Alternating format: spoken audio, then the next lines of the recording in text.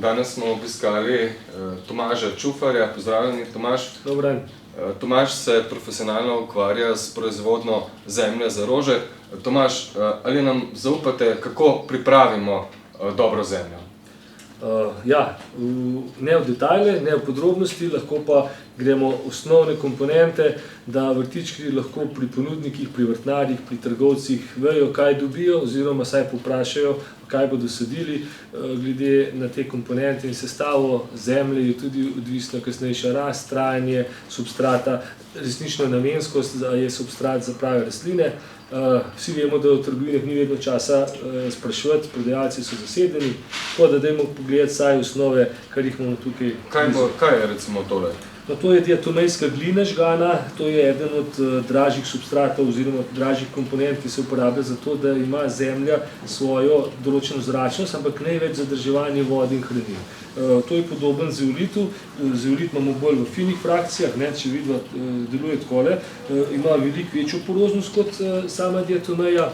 Pri zeolitih tudi važno, da mora biti prežgan, segret, zato da ga mi v bistvu aktiviramo, da se mu notranja površina por poveča. Glina je pa ravno tako granulirana in kasneje žgana. Podoben material, recimo perlit.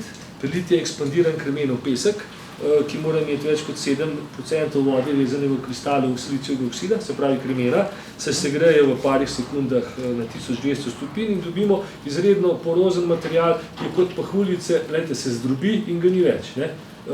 Nastane prah, tako da to je v bistvu čez 90% skupnih por.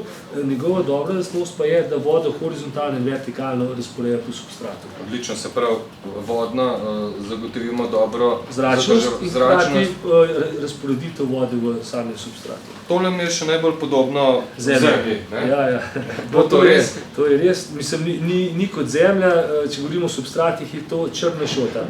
To je visokogorska črna šota, ki je dokaj predelana, se pravi, najprej nastane bela šota v nižjih slojih, starosti 10 000 let se pa začnejo črne šote in te črne šote so v bistvu res najbolj podobne našim kompostom ali črnim zemljam, imajo veliko huminskih kislin, že malo višji pH, dobro zadržijo vlago in hranila in nam kot stranki dajo dober občutek črne zemlje, čeprav to ni vedno tisto najboljše. Je pa pač to tisto, ki je v določenih substratih, črnošotnih substratih prevladujoča komponenta, v belošotnih je bela šota, potem imamo pa cenene, tiste low budget substrati, kjer je pa komunalni kompost oziroma zeleni kompost, odvisno od izvora. Če pogledamo, tole nam nekoliko bolj deluje kot šota, se pravi, to je kokosova šota. Kokosova šota, ki jo imamo v različnih frakcijah, lahko je fina, srednja ali vlaknata, lahko so tudi kocke, če govorimo o zunanjih substratih, trajnih substratih, ali orhideja substrat, ali za kakšne večje lončnice, epifitne rastline. Šota je pa klasična baltska šota, s tem, da zopet vidimo, to je zelo groba, vlaknata, ker za substrat rabimo strukturo.